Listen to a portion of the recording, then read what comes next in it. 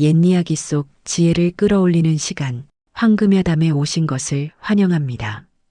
오늘 밤 너무 가까워서 가끔은 잊고 지내기도 하는 부모님의 깊은 사랑을 깨울 애틋한 이야기를 시작합니다. 우리네 어머니들이 걸어온 그 굽이굽이 눈물 고인 길을 함께 따라가 보실까요? 때는 바야흐로 낙엽조차 서럽게 뒹굴던 어느 늦가을, 충청도 어느 깊은 산골 마을의 장터였습니다.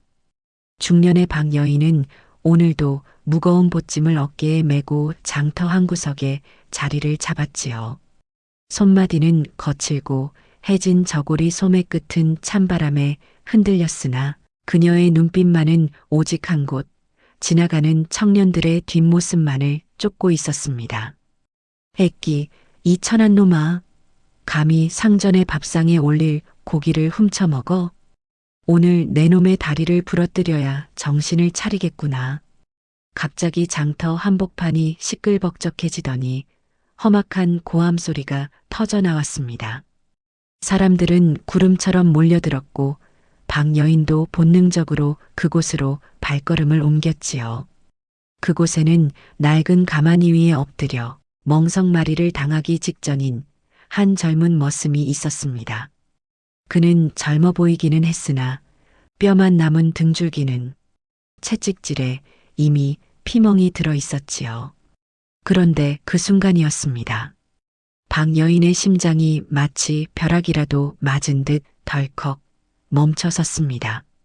매질에 찢겨나간 저고리 사이로 드러난 청년의 오른쪽 등줄기. 거기에는 결코 잊을 수 없는 기이한 초승달 모양의 흉터가 선명하게 박혀 있었던 것입니다.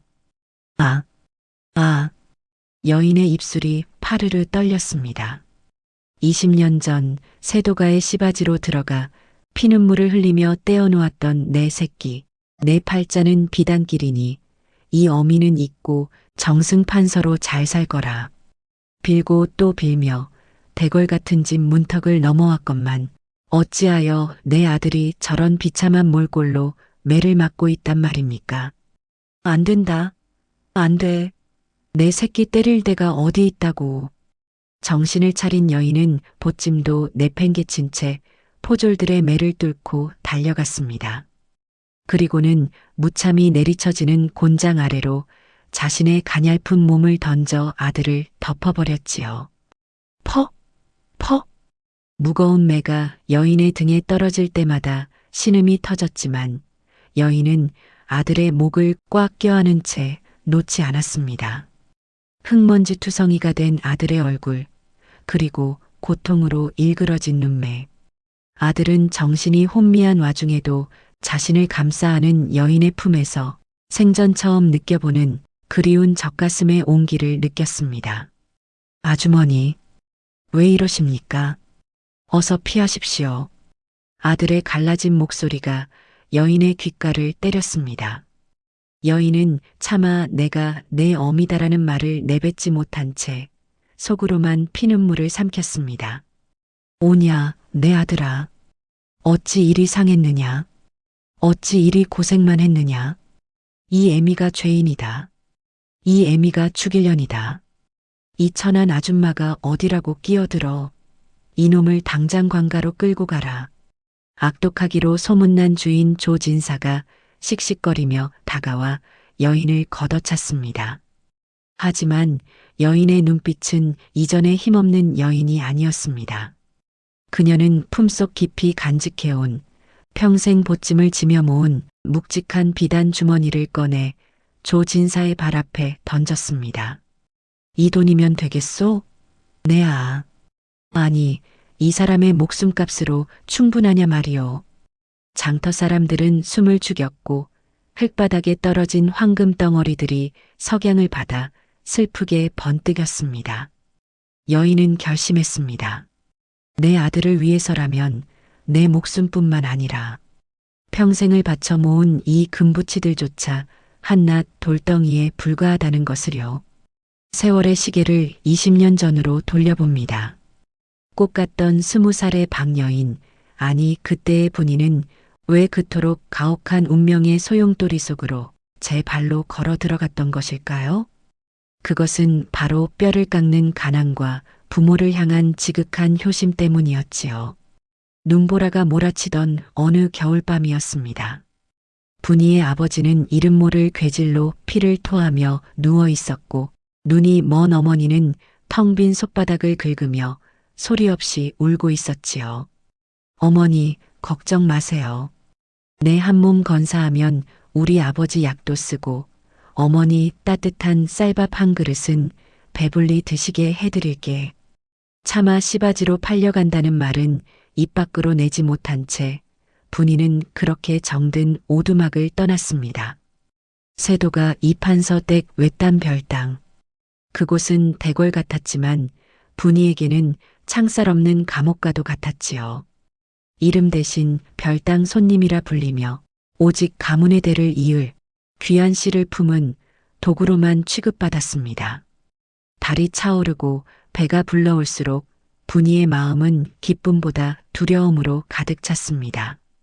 아이를 낳으면 그 즉시 집을 떠나야 한다는 매파의 서약서가 가슴을 짓눌렀기 때문이지요.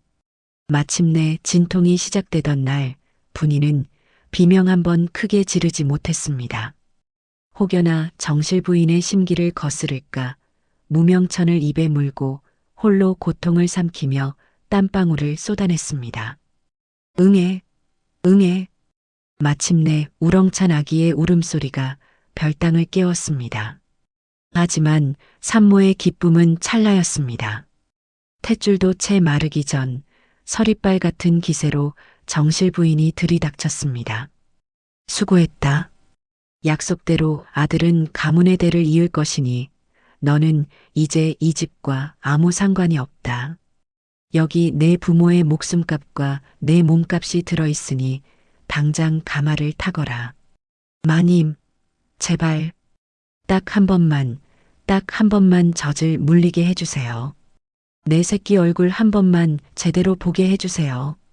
분이는 피가 섞인 오로가 흐르는 몸을 이끌고 정실 부인의 치맛자락을 붙잡으며 처절하게 매달렸습니다. 그 애원에 못 이겨 허락된 단 한 번의 젖물림. 분이는 떨리는 손으로 아기를 안았습니다. 그리고는 젖을 물리며 아기의 옷을 살짝 들추어 보았습니다. 아기의 오른쪽 등줄기, 그곳에는 초승달 모양의 붉은 점이 선명하게 박혀 있었습니다. 아가, 내 강아지야. 이 애미가 지옥에 가더라도 이 점 하나는 절대로 잊지 않으마. 눈에 넣어도 아프지 않을 핏덩이를 떼어놓고 분이는 짐짝처럼 가마에 실려 마을 어귀 고갯마루에 버려졌습니다.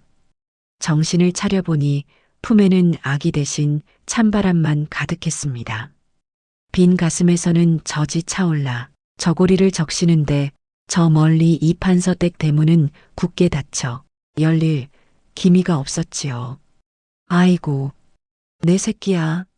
엄마가 여기 있다. 내 아들아. 분이는 고갯마루 흙바닥을 손톱이 빠지도록 긁으며 통곡했습니다. 하지만 돌아오는 건 산울림뿐이었지요. 그날 밤 분이는 결심했습니다. 죽지 않겠다고. 살아서, 억척같이 살아서 내 아들이 정승 판서가 되는 그날을 멀리서라도 지켜보겠노라고. 그녀는 눈물을 닦고 보찜을 어깨에 맸습니다. 그것이 20년 고행의 시작이었습니다. 아들과 헤어진 후 10년 동안 박 여인은 보찜 장사를 하면서도 가끔 이판서댁 근처를 맴돌며 그 댁 소식, 아니 아들 소식을 귀동냥으로 듣곤 했습니다. 그러다가 딱 한 번 먼발치에서 대가댁 도련님으로 훌륭하게 자라난 아들의 모습을 볼 수 있었지요. 아들의 모습을 보며 가슴 벅차오르며 또 가슴이 찢어졌었지요. 그러던 어느 날 이판서댁이 역모에 휘말려 가문이 풍비박산났다는 소문이 들려왔습니다. 박 여인은 미친 듯이 이판서댁으로 달려갔습니다. 하지만 대문은 이미 굳게 닫혔고 아들은 어디론가 사라진 뒤였지요. 내 새끼 어디로 갔소? 관가 문을 두드려봐도 돌아오는 건 차가운 매질 뿐이었습니다. 그날부터 박 여인은 등에는 무거운 짐을 지고 가슴에는 아들의 얼굴을 새긴 채 충청도에서 전라도로, 경상도에서 강원도로 발길 닿는 곳마다 아들의 소식을 물었습니다. 하지만 이명준이라는 귀한 이름은 그 어디에도 없었지요.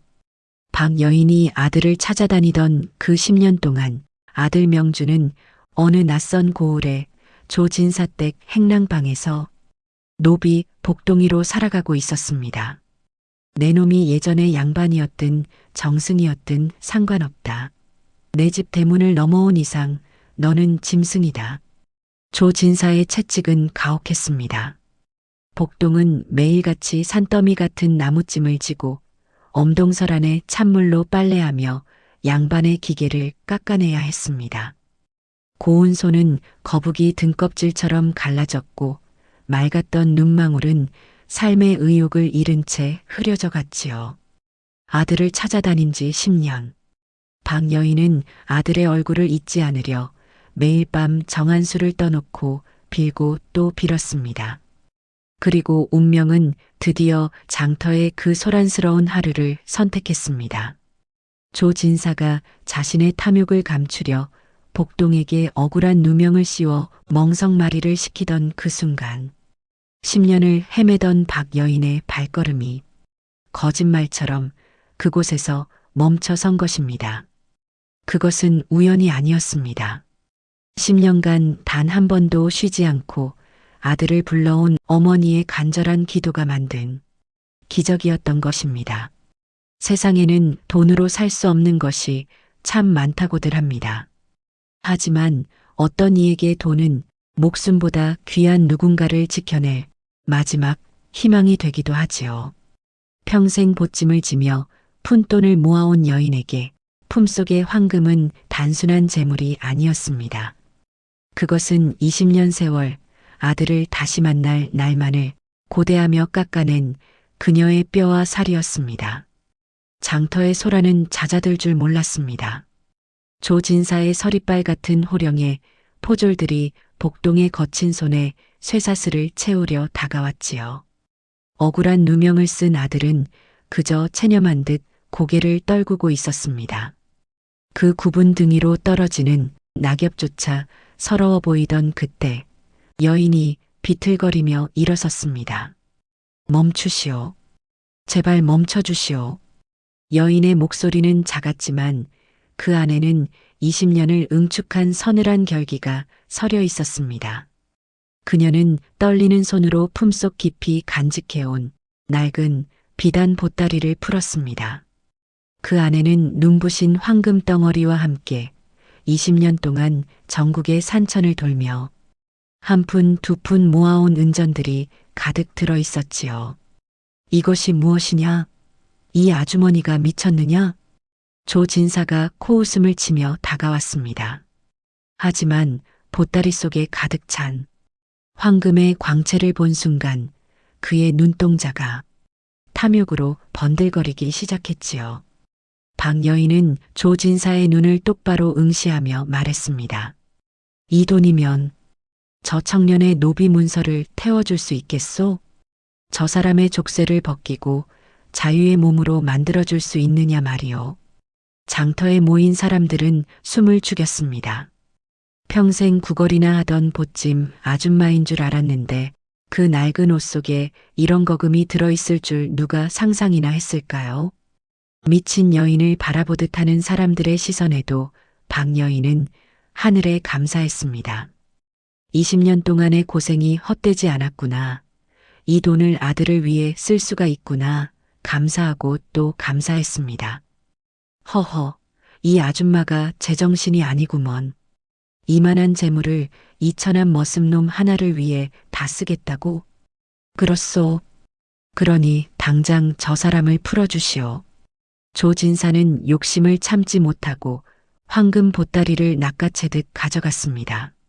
그리고는 품속에서 복동의 노비 문서를 꺼내 박 여인이 보는 앞에서 찢어버렸지요. 좋다. 오늘 운 좋은 줄 알아라. 이제 저놈은 내 집 종이 아니다. 쇠사슬이 풀리고 복동은 믿기지 않는다는 듯 자유로워진 자신의 손을 내려다보았습니다. 그리고 자신을 대신해 전 재산을 내놓은 이름 모를 여인을 바라보았지요. 복동의 눈에서 굵은 눈물이 툭 떨어졌습니다. 아주머니, 왜 저에게 이런 은혜를 베푸십니까? 저는 그저 이름 없는 노비일 뿐인데 왜 저를 구하려 하십니까? 박 여인은 아들의 얼굴을 어루만지고 싶은 충동을 간신히 억눌렀습니다. 지금 내가 내 어미다라고 당장이라도 말하고 싶었으나 아들이 받을 충격을 생각하며 그 마음을 힘겹게 억눌렀습니다. 여인은 그저 인자한 미소를 지으며 아들의 옷매무새를 다독여 주었습니다. 은혜라니요. 그저 자식을 먼저 보낸 한 어미의 주책이라 생각하시오. 이제 당신은 자유니 부디 멀리 떠나 사람이 사람답게 사는 곳으로 가시오. 그것이면 충분하오. 장터의 붉은 노을이 박 여인과 복동의 얼굴을 따스하게 비추고 있었습니다. 평생을 보찜의 무게에 눌려 살아온 그녀의 어깨가 전 재산을 아들을 위하여 다 내어주고 빈털터리가 된 지금에야 비로소 솜털처럼 가벼워 보였습니다. 자유의 몸이 된 복동은 한참을 멍하니 서 있다가 다시금 여인의 발치에 넙죽 엎드렸습니다. 흙바닥에 이마를 찌우며 올리는 그 절은 평생 주인에게 올리던 굴욕의 절이 아니라 진심에서 우러나오는 감사의 큰 절이었습니다. 아주머니, 이 은혜를 어찌 갚아야 할지 모르겠습니다. 이름도 성도 모르는 저를 위해 평생의 피땀을 다 내놓으셨으니 제 부모라도 이리하지는 못했을 것입니다. 복동은 떨리는 손으로 여인의 거친 손을 맞잡았습니다. 10년 세월 짐승처럼 부려지며 메말랐던 그의 눈에서 뜨거운 눈물이 쏟아져 여인의 손등을 적셨습니다. 아주머니, 제가 비록 가진 것 하나 없는 떠돌이 머슴이나 제 남은 목숨은 이제 제 것이 아닙니다. 부디 저와 함께 가주십시오. 갈 곳 없는 저에게 길을 열어주셨으니 이제 제가 나무를 해서라도 남의 집 일을 해서라도 어르신만큼은 굶기지 않고 제 친어머니처럼 모시겠습니다. 제발 저를 버리지 마시고 제 효도를 받아주십시오. 박 여인은 차오르는 오열을 참으려 입술을 꽉 깨물었습니다. 여인은 아들을 품에 안고 말하고 싶었습니다. 내가 내 어미다. 내가 너를 10년 동안 찾아 헤맨 내 엄마다. 목구멍까지 차오르는 그 말을 박 여인은 다시 한번 깊숙이 삼켰습니다. 지금 진실을 말하면 아들은 평생 죄책감의 사슬에 묶일 것입니다. 자신이 시바디의 자식이었다는 충격적인 사실, 또 어머니가 자신 때문에 그 모진 세월을 길바닥에서 보냈다는 사실에 아들의 남은 생이 무너질까봐 박 여인은 끝까지 이름 모를 아주머니로 남기로 결심했습니다. 하지만 스스로 모시겠다는 아들의 말은 세상 그 무엇보다 달콤한 보상이었습니다. 허허, 나 같은 사람을 모셔서 무엇하겠소. 나는 그저 보찜이나 지던 보잘것없는 사람인데. 아닙니다. 저에게는 생명의 은인이시자 하늘이 내려주신 유일한 혈육이나 다름없습니다. 제발 제 어머니가 되어주십시오. 복동의 간절한 눈빛에 박 여인은 고개를 끄덕이며 아들의 손을 꽉 쥐었습니다. 그리고 마음속으로만 아들을 안으며 속으로 되뇌었습니다. 오냐, 내 아들아. 내가 나를 어머니라 불러주니 비록 가짜 연극일지라도 이 애미는 이제 죽어도 여한이 없구나. 내 옆에서 내가 허리 펴고 사는 모습을 지켜볼 수만 있다면 그것이 내게는 극락이고 천국이다. 세월이 흘러 산골 마을 고갯마루 넘어 작은 오두막집 마당에 따뜻한 봄볕이 내리쬐입니다. 박 여인은 평상에 앉아 나무를 다듬고 있고 저 멀리서 복동이 땔감을 한아름 지고 콧노래를 부르며 걸어옵니다. 어머니, 저 왔어요. 오늘 장터에서 노란 가오리 한 마리 사왔는데 저녁에 시원하게 탕 끓여 드릴게요. 오냐, 고생했다명. 아니, 복동아. 어서 씻고 앉아라. 박 여인은 무심결에 나올 뻔한 이름을 삼키며 인자하게 웃었습니다. 복동은 매일 밤 박 여인의 퉁퉁 부은 다리를 주물러 드리고 맛있는 음식은 항상 여인의 밥상에 먼저 올렸지요. 비록 서로가 천륜의 관계임을 말로 전하지는 못했지만 두 사람의 마음은 이미 세상 그 어느 부모 자식보다 끈끈하고 깊었습니다. 굽이굽이 흐른 눈물이 비로소 꽃으로 피어났습니다. 20년의 한은 사라지고 오두막집 마당에는 어머니의 사랑과 아들의 효심이 가득한 웃음꽃이 만발했습니다. 박 여인이 남긴 것은 황금이 아니라 한 사람의 인생을 어둠에서 건져 올리고 자신마저 치유한 거룩하고도 위대한 사랑이었습니다. 어머니라는 이름으로 바친 20년의 세월. 그 끝에 찾아온 이 평온한 행복이야말로 세상에서 가장 아름다운 기적이 아닐까요? 오늘의 이야기가 여러분의 마음에 따뜻한 위로로 남기를 바랍니다. 이 먹먹한 여운을 계속 함께하고 싶으시다면 구독과 좋아요로 황금여담의 손을 잡아주세요. 오늘도 꿈결 같은 편안한 밤 보내시길 바랍니다. 지금까지 황금여담이었습니다.